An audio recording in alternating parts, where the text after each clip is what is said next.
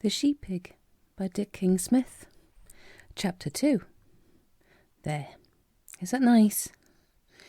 In the farmyard, Fly, the black and white collie, was beginning the training of her 4 puppies. For some time now, they'd shown an instinctive interest in anything that moved, driving it away or bringing it back, turning it to left or right, in fact, herding it. They had begun with such things as passing beetles, but were now ready, Fly considered, for larger creatures. She set them to work on Mrs. Hogget's ducks. Already the puppies were beginning to move as sheepdogs do, seeming to creep rather than walk, heads held low, ears pricked, eyes fixed on the angrily quacking birds as they manoeuvred them about the yard. "Good boys," said Fly. "Leave them now. Here comes the boss." The ducks went grumbling off to the pond, and the 5 dogs watched as Farmer Hogget got out of the Land Rover. He lifted something out of a crate in the back and carried it into the stables. "What was that, Mum?" said one of the puppies. "That was a pig." "What would the boss do with it?" "Eat it," said Fly, "when it's big enough." "Will he eat us?" said another rather nervously. "When we're big enough."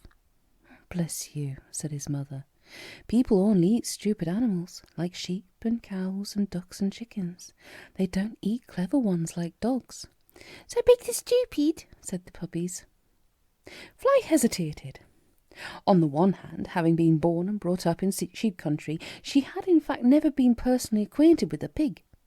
On the other, like most mothers, she did not wish to appear ignorant in front of her children. "Yes," she said, "they're stupid." At this point, there came from the kitchen window a long burst of words like the rattle of a machine gun, answered by a single shot from the stables, and Farmer Hogget emerged and crossed the yard towards the farmhouse with his loping stride. "Come on," said the collie bitch. "I'll show you." The floor of the stables had not rung to a horse's hoof for many years, but it was a useful place for storing things. The hens foraged about there, and sometimes laid their eggs in the old wooden mangers. The swallows built their nests against its roof beams with mud from the duck pond, and rats and mice lived happy lives in its shelter until the farm cats cut them short. At one end of the stables were 2 loose boxes with boarded sides topped by iron rails. One served as a kennel for Fly and her puppies. The other sometimes housed 6 sheep. Here Farmer Hogget had shut the piglet. A convenient stack of straw bales allowed the dogs to look down into the box through the bars. "It certainly looks stupid," said one of the puppies, yawning. At the sound of the words, the piglet glanced up quickly. He put his head on one side and regarded the dogs with sharp eyes.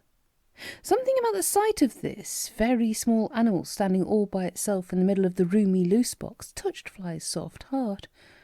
Already she was sorry that she had said pigs were stupid, for this one certainly did not appear to be so.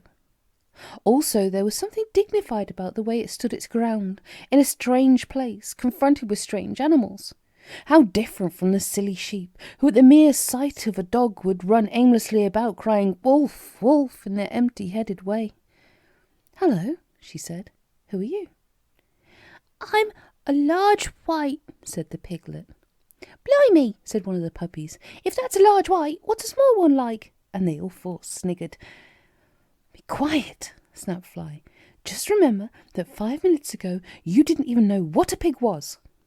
And to the piglet she said kindly, "I expect that's your breed, dear. I mean, what's your name?" "I don't know," said the piglet. "Well, what did your mother call you, to tell you apart from your brothers and sisters?" said Fly, and then wished she hadn't, for at the mention of his family the piglet began to look distinctly unhappy. His little forehead wrinkled, and he gulped, and his voice trembled as he answered. "She called us all the same." "And what was that, dear?" "Babe," said the piglet, and the puppies began to giggle until their mother silenced them with a growl. "But that's a lovely name," she said. "Would you like us to call you that? It'll make you feel more at home." At this last word, the little pig's fears fell even further. "I want my mum," he said very quietly. At that instant the collie bitch made up her mind that she would foster this unhappy child. "Go out into the yard and play," she said to the puppies, and she climbed to the top of the straw stack and jumped over the rail and down into the loose box beside the piglet. Listen, babe, she said. You've got to be a brave boy. Everyone has to leave their mother.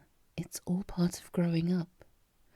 I did so when I was your age, and my puppies will have to leave me quite soon.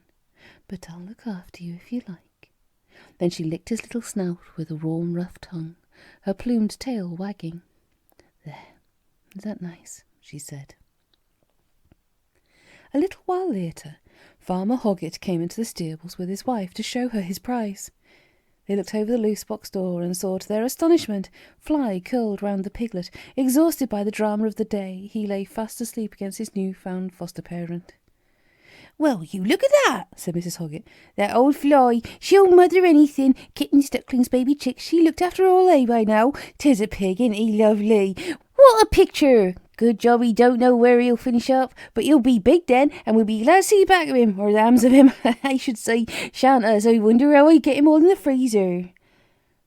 "Pity, really," said Farmer Hogget absently. Mrs. Hogget went back to her kitchen, shaking her head all the way across the yard at the thought of her husband's soft-heartedness. The farmer opened the loose box door, and, save the effort of a word, clicked his fingers to call the bitch out.